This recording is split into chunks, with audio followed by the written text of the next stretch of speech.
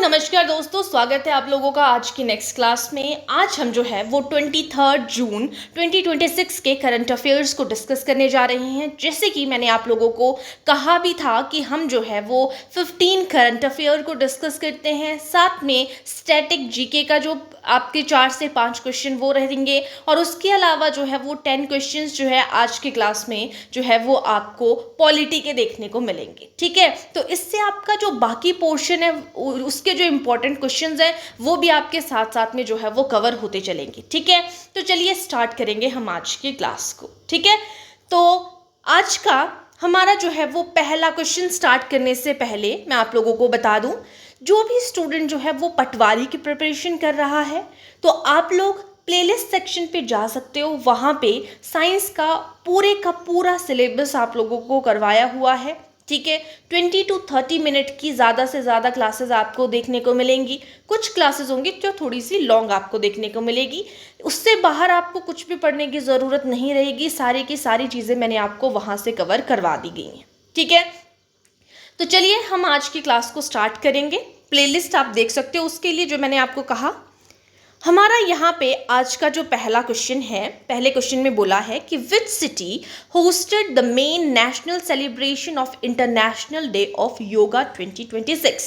सबसे पहले तो आपको ये पता होना चाहिए कि जो आपका योगा डे है ना वो कब मनाया जाता है। वो 21 जून को जो है वो आपका योगा डे सेलिब्रेट किया जाता है। और अगर हम जो है वो नॉर्दर्न हेमिस्फीयर की बात करें, उत्तरी गोलार्ध की बात करें, तो सबसे लंबा दिन होता है आपका ये 21 जून। उत्तरी गोलार्ध का सबसे लंबा दिन होता है 21 जून को।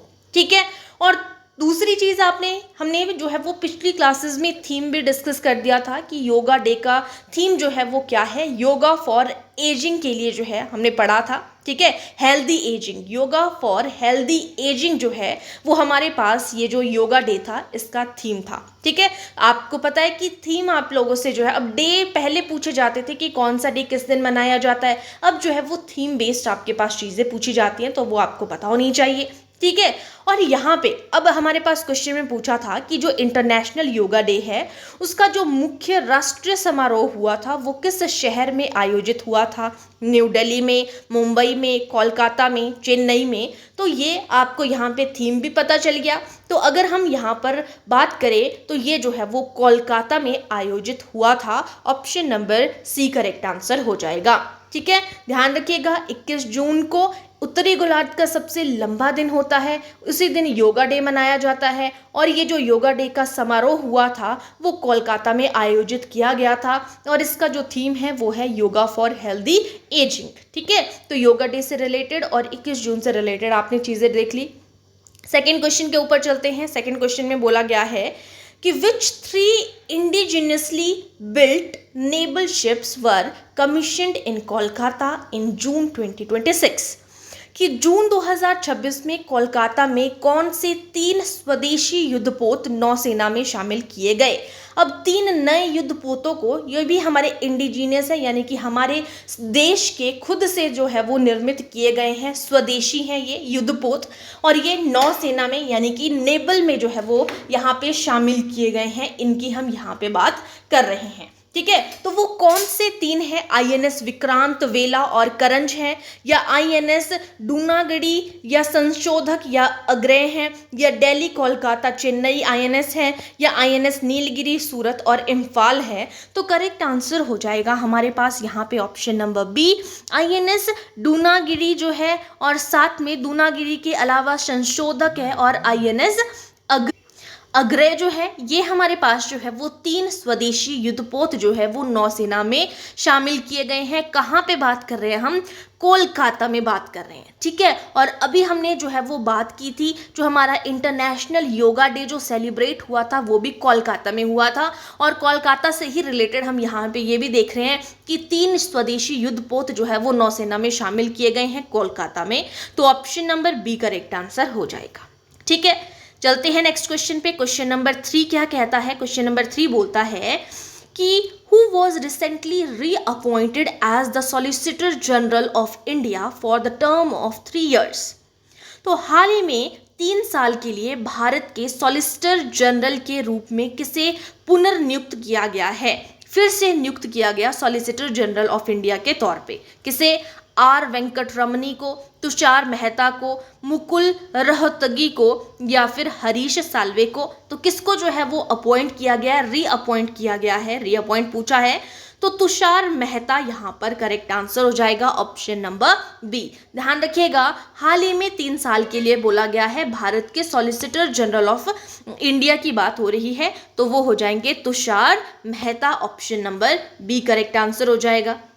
नेक्स्ट है, which 15 years old Indian batsman set the world record for the fastest list a half century in 11 balls? किस 15 वर्षीय भारतीय बल्लेबाज है जिसने 15 वर्ष का है वो 11 गेंदों में सबसे तेज लिस्ट ए अर्धशतक का विश्व रिकॉर्ड बनाया है, वर्ल्ड रिकॉर्ड बनाया है इन्होंने। तो वो कौन से हैं? आयुष महातरे हैं या प्रणव धनावडे हैं या फिर वैभव सूर्यवंशी हैं या यश धुल हैं? तो करेक्ट आंसर हो जाएगा वैभव सूर्यवंशी। आपको पता है इनका नाम जो है आजकल बहुत ही जो है वो जाना जाता है, तो वैभव सूर्यवंशी हैं, 15 वर्ष के हैं और इन्होंने वर्ल्ड रिकॉर्ड बनाया है, 11 गेंदों में सबसे तेज लिस्ट ए अर्धशतक का रिकॉर्ड बनाया हुआ है। ठीक है, आप लोगों के लिए क्वेश्चन है, आपने बताना है कि ये कौन सी टीम से रिलेशन रखते हैं, कौन सी टीम के हैं जो वैभव सूर्यवंशी हैं। जो भी इस क्लास को देख रहा है तो आप लोगों ने मुझे बताना है कि कौन से टीम से हैं ये। अब हम चलेंगे नेक्स्ट क्वेश्चन की तरफ। Next question number 5। Question number 5 में बोला गया है कि which 4 applications were launched at the 26th All India Fingerprint Conference 2026? 26वें Akhil Bharatiya fingerprint सम्मेलन 2026 में कौन से 4 एप्लीकेशन जो है वो लॉन्च किए गए हैं? फिंगरप्रिंट सम्मेलन की बात हो रही है 2026 के। तो 4 एप्लीकेशंस की बात करें तो NCRB अभिज्ञान, CRPL, ई प्रोसिक्यूशन 2.0, ई फिंगर फॉरेंसिक्स 2.0। तो डायरेक्ट मैं आप लोगों को बता दूं, ज़्यादा मैं आपको यहाँ पे कंफ्यूज नहीं करूँगी। पहले भी हमने फिंगरप्रिंट से रिलेटेड जो है एक बात हमने देखी थी, तो वो कौन सा जो है उन्होंने चीज़ शुरू की थी, उस तरीके से हमने पिछले करंट अफेयर में जो है वो डिस्कस किया था। तो वो था अभिज्ञान, फिंगरप्रिंट से रिलेटेड वो एक अभियान शुरू किया था, वो था अभिज्ञान। तो यहाँ पे यही बोला गया है, इन्होंने जो 4 एप्लीकेशंस लॉन्च किए ना, वो 4 एप्लीकेशंस हैं आपके NCRB अभिज्ञान, CRPI, ई प्रोसिक्यूशन 2.0, ई फॉरेंसिक 2.0। ये 4 एप्लीकेशंस जो है वो लॉन्च की गई हैं 26वें अखिल भारतीय फिंगरप्रिंट सम्मेलन 2026 में। ठीक है, तो option number A correct answer हो जाएगा। नेक्स्ट क्वेश्चन पे चलेंगे। क्वेश्चन नंबर 6 बोला गया है what was the name given to the US Iran talks held in Switzerland in June 2026। जो जून 2026 में स्विट्जरलैंड में हुई अमेरिका ईरान वार्ता को क्या नाम दिया गया? ठीक है, तो ये US और ईरान के बीच में जो बात हुई, कहाँ पे हुई? ये स्विट्जरलैंड में हुई। तो इसको नाम क्या दिया? जेनेवा डायलॉग, अल्पाइन समिट, यहाँ पे ल्यूक्रेन समिट बोला या स्विस पीस फोरम बोला, तो करेक्ट आंसर होगा इसको लेक ल्यूकेरन समिट जो है इसको बोला गया, option number C correct answer हो जाएगा। ठीक है, तो दोनों के बीच का ये समिट था। ठीक है, आगे चलते हैं नेक्स्ट क्वेश्चन पे। Under the process proposed India EU trade pact about what percentage of Indian shipment would get duty free access to the EU? यानी कि प्रस्तावित भारत EU जो व्यापार समझौता है, इंडिया और EU की बात कर रहे हैं, भारत और यूरोपियन यूनियन यानी कि EU यूरोपियन यूनियन। तो भारत और यूरोपियन यूनियन व्यापार समझौते के तहत भारतीय निर्यात की लगभग कितनी प्रतिशत खेप को जो यूरोपियन यूनियन में ड्यूटी फ्री एक्सेस मिलेगा? तो ड्यूटी फ्री एक्सेस, कोई भी चार्जेस नहीं लग रहे हैं, ड्यूटी फ्री एक्सेस है, तो वो यहाँ पर जो है वो कितनी प्रतिशत खेप को EU में ड्यूटी फ्री एक्सेस मिलेगा? 75%, 80%, 85% या 93%? तो करेक्ट आंसर होगा 93% को जो है वो ड्यूटी फ्री एक्सेस मिलेगा। भारत यूरोपियन व्यापार समझौते के तहत भारतीय निर्यात की 93% जो है वो प्रतिशत खेप को EU में, यूरोपियन यूनियन में ड्यूटी फ्री एक्सेस मिलेगा, ये यहाँ पे बोला गया है, याद रखिएगा नंबर। नेक्स्ट क्वेश्चन पे चलते हैं। Which country won the FIH women's nations cup 2026 hockey title? FIH महिला नेशंस कप 2026 हॉकी का खिताब जो है वो किस देश ने जीता है? विमेंस नेशन कप की बात हो रही है यहाँ पे। FIH women's nations cup 2026 hockey का खिताब ऑस्ट्रेलिया ने, इंडिया ने, न्यूजीलैंड ने, जर्मनी ने, तो ये जो है वो जीता है इंडिया ने। Option number B correct answer है। ठीक है, FIH women's nations cup 2026 hockey title India ने जीता है। नेक्स्ट क्वेश्चन है, who won India's lone gold medal की बात हो रही है यहाँ पे। ठीक है, तो हु वोन India's lone gold medal in the 48 kilogram category at the world boxing cup 2 in China? जो चीन में आयोजित हुआ था बॉक्सिंग कप, है ना। तो चीन में आयोजित वर्ल्ड बॉक्सिंग कप, पहले तो एक क्वेश्चन आपसे ये पूछा जा सकता है कि वर्ल्ड बॉक्सिंग कप 2026 का कहाँ पे आयोजित हुआ था? चीन में। तो उस वर्ल्ड बॉक्सिंग कप 2 में 48 किलोग्राम वर्ग में भारत का एकमात्र स्वर्ण पदक जो है वो किसने जीता था? एकमात्र जीता है स्वर्ण पदक, वो किसने? निखित जरीन ने जीता है, मीनाक्षी ने, ज्योति गुलिया ने जीता है, या फिर जो है वो लवलीना बोरगोइन ने जीता है? तो ये ज्योति गुलिया ने जीता है, ऑप्शन नंबर सी। आप ऐसे भी याद रख सकते हो कि जो भारत को ज्योति ने जो है वो स्वर्ण दिलाया। ठीक है, यानी कि एक तरीके से आप देख सकते हो ना, स्वर्ण में भी ज्योति होती है एक तरीके से, मतलब लाइट होती है, एक तरीके से ज्योति होती है ना। तो वैसे ही ज्योति आप नाम से भी याद रख सकते हो। तो चीन में एकमात्र स्वर्ण पदक आया है जो आपका वर्ल्ड बॉक्सिंग कप हुआ है 2, उसमें 48 किलोग्राम में चीन में आयोजित हुआ था, तो वो ज्योति गुलिया रही हैं हमारी इंडिया से। नेक्स्ट क्वेश्चन है, Who is the only Indian scientist appointed to the UN's 40 members independent international scientific panel on AI? बोला गया है कि AI पर, आर्टिफिशियल इंटेलिजेंस की बात कर रहे हैं हम, AI पर जो UN है संयुक्त राष्ट्र के 40 सदस्यीय वैज्ञानिक पैनल में नियुक्त एकमात्र भारतीय हैं। जितने 40 सदस्य हैं ना वैज्ञानिक जो नियुक्त हुए हैं, उनमें से एकमात्र भारतीय वैज्ञानिक कौन है? अजय कुमार सूद हैं, वी रविंद्रन हैं, MS स्वामीनाथन हैं, या रघुनाथ मसेलकर हैं? तो यहाँ पर करेक्ट आंसर हो जाएगा आपका वी रविंद्रन जो है करेक्ट आंसर हो जाएगा। वी रविंद्रन है यहाँ पे AI पर जो जो आर्टिफिशियल इंटेलिजेंस पर UN राष्ट्र के 40 सदस्यीय वैज्ञानिक पैनल है, उनमें से एकमात्र हमारे भारतीय वैज्ञानिक बी रविंद्रन।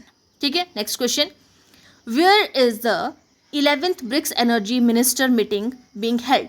कि जो 11वीं ब्रिक्स ऊर्जा मंत्रियों की बैठक हुई है वो कहाँ पे आयोजित की जा रही है? 11th की बात करें हम, 11th ब्रिक्स मीटिंग हो रही है, किससे रिलेटेड? एनर्जी मिनिस्टर्स की बात करें हम, ऊर्जा मंत्रियों की जो बैठक हो रही है वो कहाँ पे हो रही है? तो वो गुरुग्राम जो न्यू दिल्ली है वहाँ पे बात करें, हरियाणा में, सॉरी न्यू दिल्ली नहीं बोलेंगे, गुरुग्राम हरियाणा की बात हो रही है। ठीक है, गुरुग्राम आपका हरियाणा में से रिलेटेड है। ठीक है, तो यहाँ पे आपका option number C correct answer हो जाएगा। 11th ब्रिक्स ऊर्जा मंत्रियों की बैठक जो है गुरुग्राम हरियाणा में हो रही है। ठीक है, नेक्स्ट क्वेश्चन पे चलेंगे। नेक्स्ट है आपका question number 12, IITM Pune signed an MOU with which institution for climate monitoring stations in the Himalayas? IITM जो है, IITM पुणे ने, IITM बोलते हैं ना अलग अलग IITM है, तो वो पुणे की बात करें हम, IITM पुणे ने हिमालय क्षेत्र में जलवायु निगरानी स्टेशन स्थापित करने हेतु, कि जलवायु का हमें पता चल सके कि चेंज हो रहा है कि क्या हो रहा है, तो उस पर निगरानी स्थापित करने के लिए, स्टेशन स्थापित करने हेतु किस संस्थान के साथ समझौता किया है? तो वादिया इंस्टीट्यूट के साथ, या फिर एरिज नैनीताल के साथ, IIT रुड़की के साथ, या NIT हमीरपुर के साथ?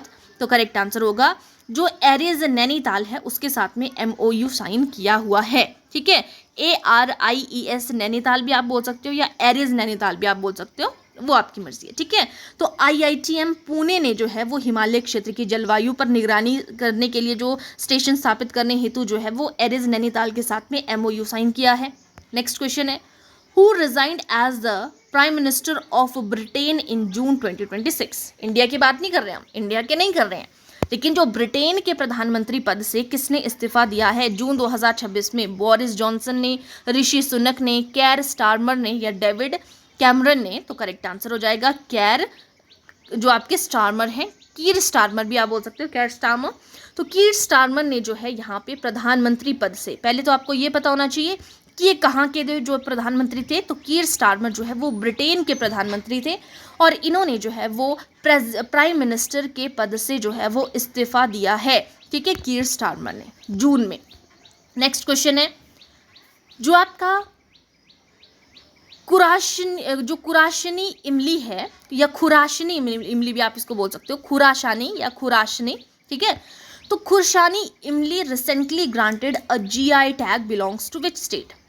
जो हाल ही में जीआई टैग मिला खुरसानी इमली या खुरासनी भी बोल सकते हो आप इसको, जैसे मैंने आपको बताया, तो खुरसानी इमली किस राज्य से संबंधित है? महाराष्ट्र से, गुजरात से, मध्य प्रदेश से, राजस्थान से? इमली की बात कर रहे हैं तो ये है आपकी मध्य प्रदेश से संबंधित।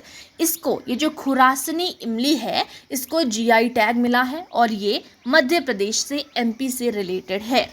ओके, नेक्स्ट क्वेश्चन है, which country became the 10th members of new development bank? NDB की फुल फॉर्म अगर हम बात करें तो न्यू डेवलपमेंट बैंक है और न्यू डेवलपमेंट बैंक का जो 10वां सदस्य बना है वो कौन बना है? कजाकिस्तान, उज्बेकिस्तान, तजाकिस्तान या किर्गिस्तान? तो करेक्ट आंसर है उज्बेकिस्तान, जो है वो करेक्ट आंसर हो जाएगा, ऑप्शन नंबर बी।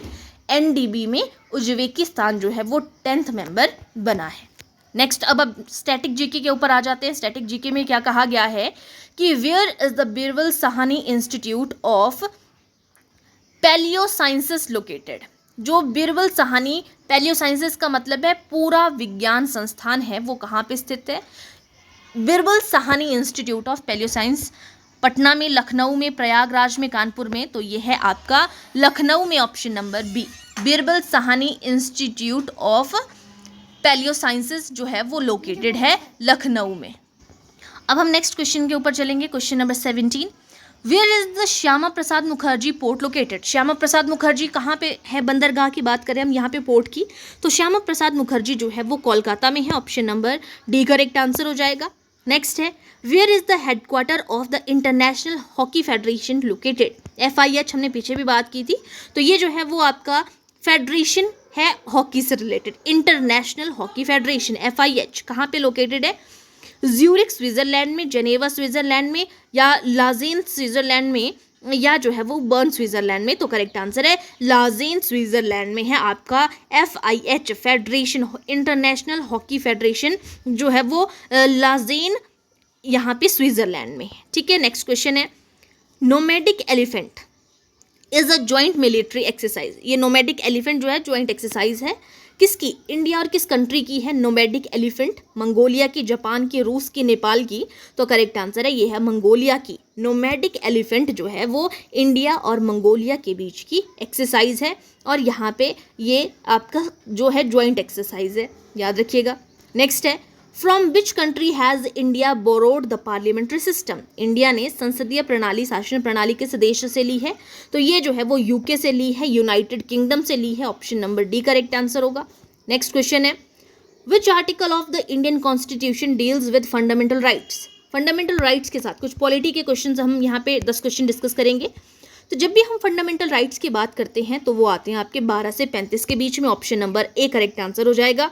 36 से 51 के बीच में जो है आपके DPSP आते हैं, डायरेक्टिव प्रिंसिपल्स आते हैं, ठीक है। आगे चलेंगे नेक्स्ट क्वेश्चन पे, who is known as the father of Indian constitution? भारतीय संविधान के जनक किसे कहा जाता है? तो ये BR अम्बेडकर को कहा जाता है, option number C correct answer हो जाएगा, ठीक है।